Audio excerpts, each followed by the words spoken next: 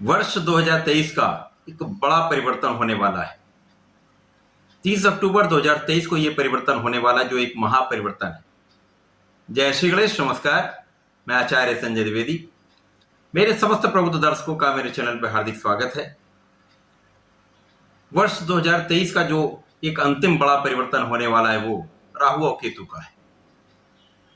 निश्चित रूप से यह अत्यंत महत्वपूर्ण है क्योंकि राहु का एक अनुकूल अवस्था में परिवर्तन जीवन के समस्त सुखों की प्राप्ति कराने वाला होता है तथा यही यदि एक नकारात्मक भाव में परिवर्तन हो जाए तो जीवन को कष्टमय बना देता है, संघर्षमय बना देता है। जीवन के समस्त अवरोधों को प्रदान करने वाला यह समय होता है।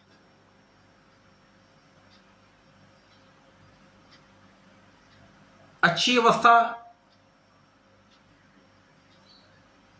जीवन के समस्त सुखों की प्राप्ति के साथ साथ यश, कीर्ति, सम्मान, समस्त सुखों का अर्जन कराने वाली होती है। इसी प्रकार से कहीं न कहीं नकारात्मक स्थिति, राहु का नकारात्मक होना आसमान से जमीन पर ला देता है, अत्यंत कठिन स्थिति उत्पन्न कर देता है।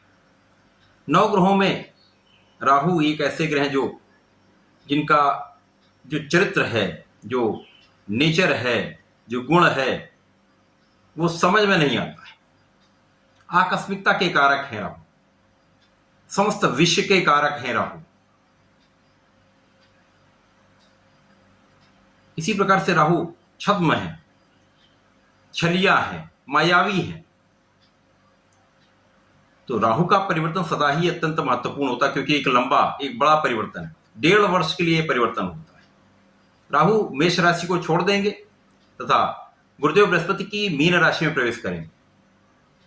राहु का एक स्वभाव ये भी है, जिस राशि में जिस गुण वाले ये भाव में जाएंगे, जिस ग्रह की राशि में जाएंगे, उसके गुण को भी ये अडॉप्ट कर लेते हैं, उसके अनुसार भी फल देते हैं। मेष की राशि के साथ ये अत्यंत शत्रुवत थे। मेष राशि का गुण भी लड़ाई झगड़े का है, क्रोध का है, क्योंकि मंगल की राशि है।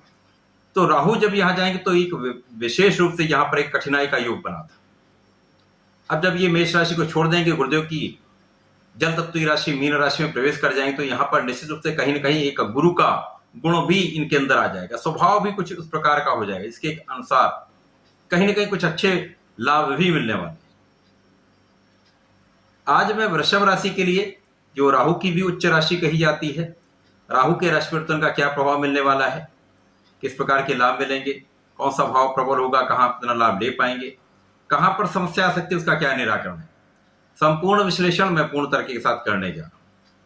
प्रिय दर्शकों, ये राशिफल आपके चंद्र राशि पर आधारित है। जिन जातकों का वृषभ लग्न है उनको राशिफल अवश्य देखना चाहिए। राहु और केतु का परिवर्तन सदा ही साथ में होता, परंतु इनका गुण है दोनों 180 डिग्री पर होते। केतु और राहु जस्ट एक दूसरे के विपरीत दिशा में होते हैं, उसी के अनुसार इनका फल भी अलग अलग होता है। अभी मैं राहु के राशि परिवर्तन का प्रभाव को आपके सम्मुख प्रस्तुत कर रहा हूं, उसके पश्चात केतु का संपूर्ण विश्लेषण मैं करूंगा। प्रत्येक राशि के अनुसार केतु का क्या फल मिलने वाला है। वृषभ राशि के लिए जो राहु का गोचर होने जा रहा है वो एकादश भाव में होगा। जन्म कुंडली में जो एकादश भाव होता है, इसमें एक ऐसा गुण है जो ज्योतिषीय शास्त्रों में कहा गया है, एकमात्र ऐसा भाव है, एकमात्र ऐसा घर है जहां पर समस्त ग्रह एक अच्छा प्रभाव देते हैं। चाहे वो क्रूर ग्रह हो, चाहे वो नेगेटिव प्लैनेट हो, चाहे वो किसी भी प्रकार का कोई ग्रह हो, इनका प्रभाव एक सकारात्मकता देने वाला होता है। यद्यपि जो ग्रह का स्वभाव है, मूल स्वभाव, वो परिवर्तित नहीं होता। राहु का मूल स्वभाव विषाक्त है, तो निश्चित रूप से उसका प्रभाव भी मिलेगा, नकारात्मकता तो मिलेगी, परंतु यहां पर अधिकतम आपको सकारात्मक परिणाम प्राप्त होने वाले हैं। अब अपनी उच्च राशि के लिए जब राहु द्वादश भाव से निकलकर एकादश भाव में पहुंचेंगे तो निश्चित रूप से अभी तक की जितनी समस्याएं थीं, जो 1.5 वर्ष से आपके साथ चल रहा था, उसमें कमी आ जाएगी। कुछ लाभ बढ़ जाएंगे, विशेष रूप से कुछ वृद्धि होने वाली। परंतु कहीं कुछ समस्या भी होती है। अभी तक द्वादश भाव में जो राहु का गोचर चल रहा है वो कहीं ना कहीं आपके व्यय में वृद्धि कर रहा है, विदेश से आपको अच्छा लाभ मिल रहा, परंतु यहां पर निश्चित रूप से आपके विरोधी बढ़े हुए हैं, अनायास कोई ना कोई अवरोध लगा हुआ है, यहां पर कहीं ना कहीं कोई ना कोई शत्रु बन ही रहा है, ऋण की मात्रा भी बढ़ रही है। यद्यपि यहां पर धन का अर्जन आपने किया, परंतु अधिक व्यय के कारण सामंजस्य नहीं बन पाया। अब जब ये एकादश भाव में आएंगे, जो आपके लाभ का भाव है, आपके इनकम का भाव है, तो निश्चित रूप से ये भाव आपको लाभ देने वाला तो निश्चित रूप से। ग्रह जिस राशि के लिए उच्च या नीच होता है, उसका प्रभाव उसी अनुसार बदल जाता है। वृषभ राशि उच्च राशि, तो निश्चित रूप से यहाँ पे सकारात्मक परिणाम प्राप्त होंगे। अब एकादश भाव में जब राहु तो एकादश की वृद्धि हो जाए, अर्थात लाभ तो निश्चित रूप से आपका बहुत बांटने वाला है, धन वृद्धि होने वाली। जिस क्षेत्र में भी आप हैं, जिस काम को करते हैं, जिस कार्य क्षेत्र में है, उससे आपको लाभ की प्राप्ति अवश्य हो। परंतु कहीं ना कहीं कुछ समस्याएं भी होती हैं। राहु जब यहां पर होंगे तो येन केन प्रकार सब प्रकार का आपको लाभ अवश्य मिलेगा। कार्य क्षेत्र से लाभ, परिवार से लाभ, परिवार संपत्ति से लाभ, ये समस्त जो सुख हैं आपको प्राप्त होंगे, लाभ प्राप्त होंगे। परंतु यहां पर शिक्षा में अवरोध, शिक्षा प्रतियोगिता में कहीं ना कहीं देर में सफलता मिलना, आकस्मिक हानि का योग, इसी प्रकार संतान के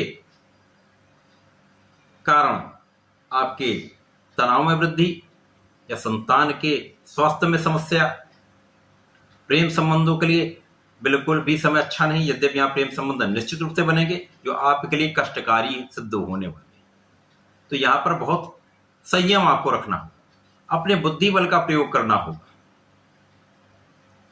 अपने आत्मबल को आपको प्रबल करना होगा। ये 1.5 वर्ष के समय में आपको नियमित रूप से भगवान सूर्यदेव को जल देना चाहिए। आपका कॉन्फिडेंस बहुत अच्छा हो जाएगा, आत्मबल प्रबल हो जाएगा। तो कहीं ना कहीं जो समस्याएं आती हैं, ये मन के हारे हार, मन के जीते जीत वाली स्थिति होती है। आप मन को सबल कर लेंगे तो कठिनाइयां कम हो जाएंगी, मन आपका निर्बल हो जाएगा तो नकारात्मकता में चला जाएगा, तो कष्ट बढ़ जाएगा। निश्चित रूप से इस समय में शिक्षा से भी आपको लाभ मिलेगा, ज्ञान से भी आपको लाभ मिलेगा, संतान से भी आपको लाभ मिलेगा, परंतु कहीं ना कहीं जो समस्या मैंने बताई वो भी साथ में होती रहेंगी, पैरेलल चलती रहेंगी। इसी प्रकार से राहु का प्रभाव आपके पराक्रम पर है। अब यहां पर राशि कौन सी बन रही? चंद्रमा की राशि। मन के कारक हैं चंद्रमा, तो यहां पर किसी भी प्रकार से अच्छे मित्रों का सहयोग नहीं मिल पाता।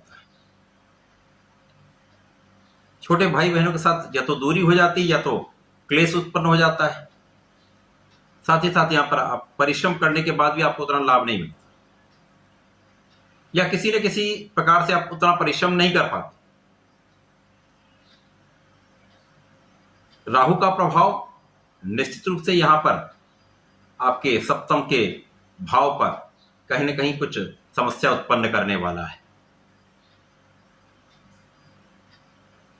सप्तम भाव जो कि साझेदारी का भाव है, तो साझेदारी में आपको लाभ तो निश्चित रूप से मिलेगा, साझेदारी में प्रगति अवश्य होगी, धन का लाभ विशेष रूप से आप लेंगे। तो ये एक लाभ मिल रहा, परंतु जीवन साथी के साथ कहीं ना कहीं समस्या, क्लेश की स्थिति, सामंजस्य नहीं बन पाता है, कहीं ना कहीं एक अविश्वास की भावना उत्पन्न हो जाती है। तो यहां पर बहुत सावधान आपको रहना होगा, सामंजस्य बनाकर चलना होगा, आपस में वाद विवाद से बचकर संवाद बढ़ाना होगा।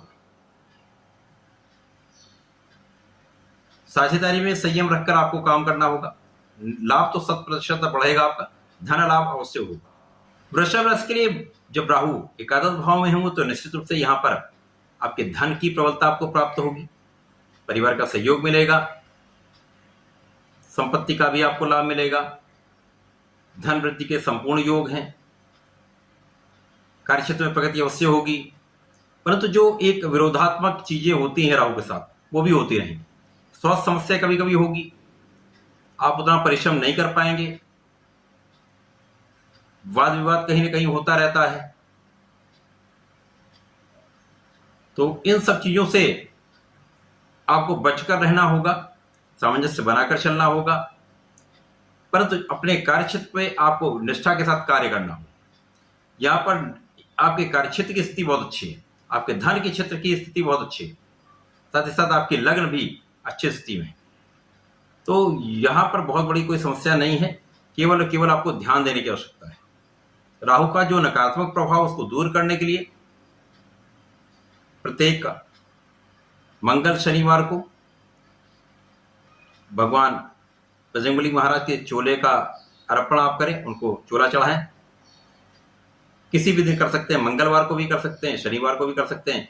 मंगल की पूजन करने से, भगवान बजरंगबली के पूजन करने से आपके राहु का प्रभाव, नकारात्मक जो प्रभाव राहु देते हैं वो कम हो जाता है, राहु भी कष्ट नहीं दे पाते। साथ ही साथ प्रत्येक शुक्रवार को भगवान भोलेनाथ पर जलार्चन आपको करना चाहिए, सफेद मिष्ठान का अर्पण करना चाहिए। यदि आप ऐसा कर लेंगे तो निश्चित रूप से ये समय आपको आगे बढ़ाने वाला है, प्रगति कराने वाला है, सफलता देने वाला है।